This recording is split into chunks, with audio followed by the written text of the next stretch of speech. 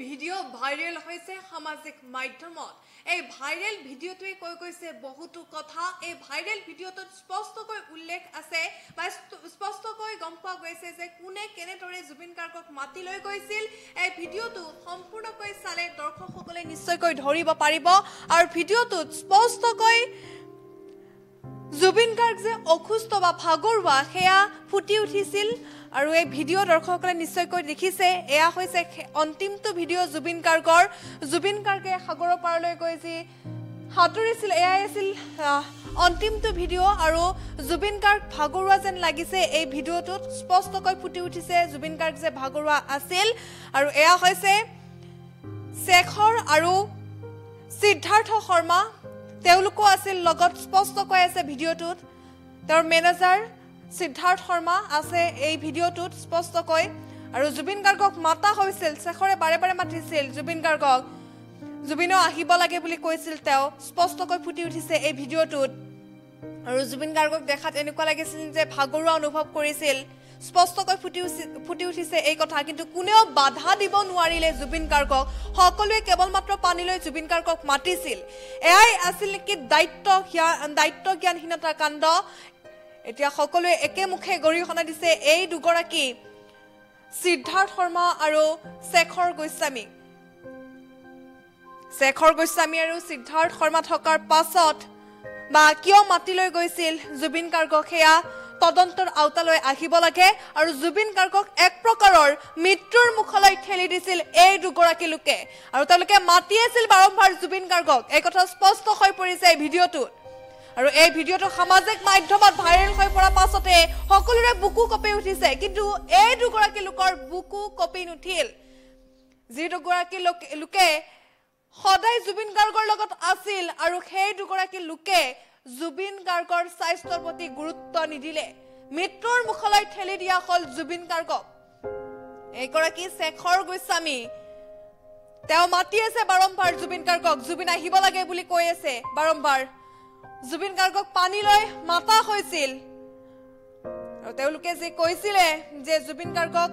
তেওঁলোকে যাবলৈ দিয়া নাছিল কিন্তু এয়া ভিডিঅ'ই মিছা কেতিয়াও নকয় এই ভিডিঅ'টো ভাইৰেল হোৱাৰ লগে লগে সকলো স্তব্ধ হৈ পৰিছে অন্তিমটো ভিডিঅ' জুবিন গাৰ্গৰ আৰু জুবিন গাৰ্গক দেখাত এনেকুৱা লাগিছিল ভাগৰুৱা অনুভৱ কৰিছিল জিৰণিৰ প্ৰয়োজন আছিল জুবিন গাৰ্গৰ কিন্তু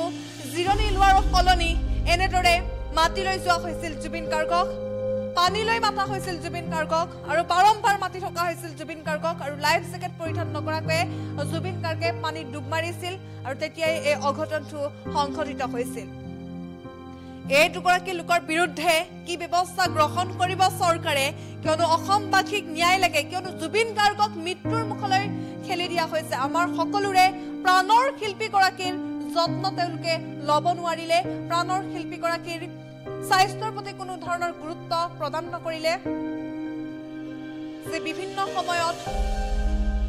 চিকিৎসকে পৰামৰ্শ আগবঢ়াই জুবিনৰ স্বাস্থ্যজনিত কাৰণৰ বাবে যে জুই আৰু পানীত ওচৰত যাতে জুবিনে নাযায় তাক লৈ চিকিৎসকসকলে পৰামৰ্শ আগবঢ়ায় কিন্তু এই দুগৰাকী সিদ্ধাৰ্থ আৰু শেখৰে বাৰম্বাৰ জুবিন গাৰ্গক মাতি আছিল পানী লৈ তেওঁলোকে জানিও নজনাই ভাও ধৰিছিল নেকি এতিয়া প্ৰশ্ন উত্থাপন হৈছে বহু লোকৰ মাজত অজস্ৰ গুণমুগ্ধৰ মাজত এটাই প্ৰশ্ন এই দুগৰাকী লোকক অতি শীঘ্ৰে গ্ৰেপ্তাৰ কৰিব লাগে আৰু এই দুগৰাকী লোকক কঠোৰৰ পৰা কঠোৰ শাস্তি বিহিব লাগে কিয়নো আমাৰ প্ৰাণৰ শিল্পীগৰাকীক যি হেৰুৱালো আমি অসমবাসীয়ে হেৰুৱালো সেয়া হয়তো কোনোদিনে কোনো কালে কোনেও পূৰণ কৰিব নোৱাৰে এই প্ৰাণৰ শিল্পীগৰাকীক হেৰুৱাই সকলো দিক বিদিক হেৰুৱাই পেলাইছে এয়া দৃশ্য দৰ্শকসকলে দেখি আছে এনেদৰে শিল্পীগৰাকী অন্তিমটো ভিডিঅ' আছিল আৰু মাতা হৈছিল শিল্পীগৰাকীক পানীৰ মাজলৈ আৰু এইগৰাকী শেখৰে বাৰম্বাৰ মাতি আছিল জুবিনো আহিব লাগে বুলি কৈ আছিল আৰু এনেদৰে ভয়ংকৰ ঘটনা সংঘটিত হৈছিল কালিৰ দিনটোত মুখ্যমন্ত্ৰীগৰাকীয়ে যে ডেথ চাৰ্টিফিকেট ৰাজহুৱা কৰিছিল তাৰ পাছতে সকলো ক্ষোভিত হৈ পৰিছে আৰু তাতে স্পষ্টকৈ উল্লেখ আছে যে জুবিন গাৰ্গ পানীত পৰি মৃত্যু হৈছিল পানী ডুব যাই মৃত্যু হৈছিল আৰু তাৰ পাছতে এই ভাইৰেল ভিডিঅ' সামাজিক মাধ্যমত ভাইৰেল হৈ পৰিছে এই ভিডিঅ' আহি পৰিছে আৰু তাৰ পাছতে গুণমুগ্ধ শোকত ভাগি পৰিছে কিয়নো বিভ্ৰান্তিৰ সৃষ্টি কৰিছিল গুণমুগ্ধৰ লগতে অসমবাসীক যে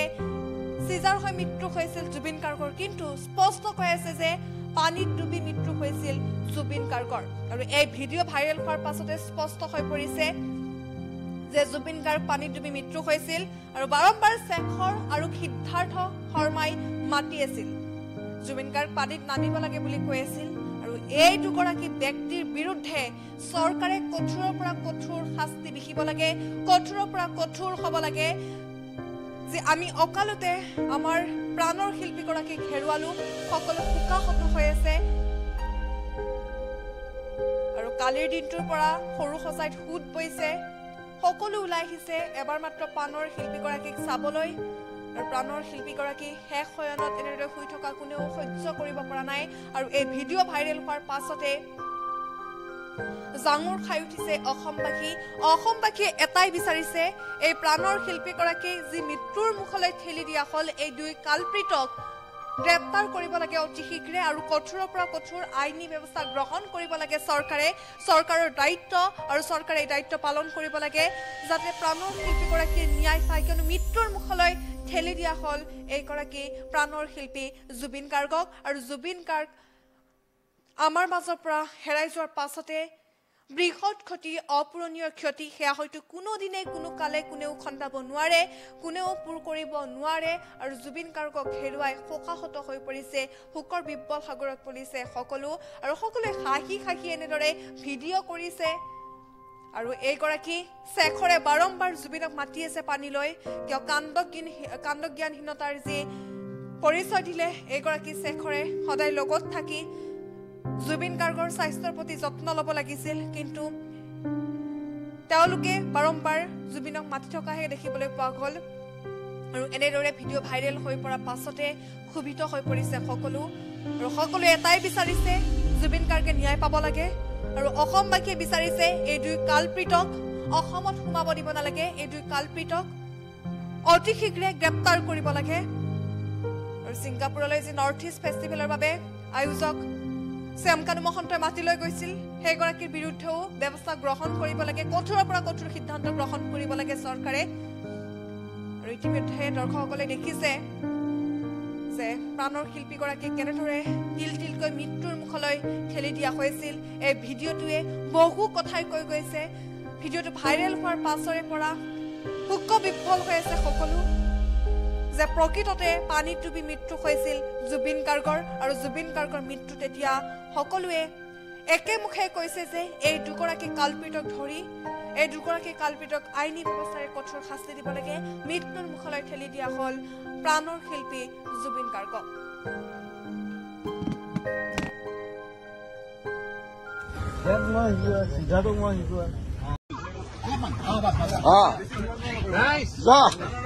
পইচা মাৰো controlment direction এৰি দিছে দেই হেৰি পৰা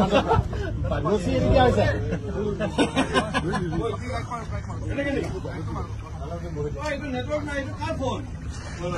ডেনিৰ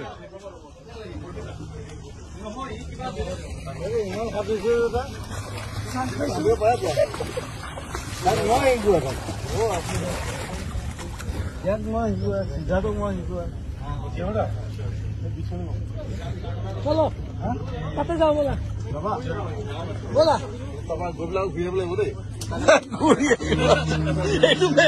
যোৱাটো সহজ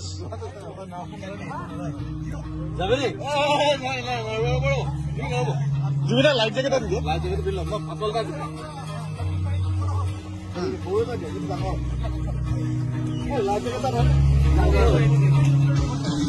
মজা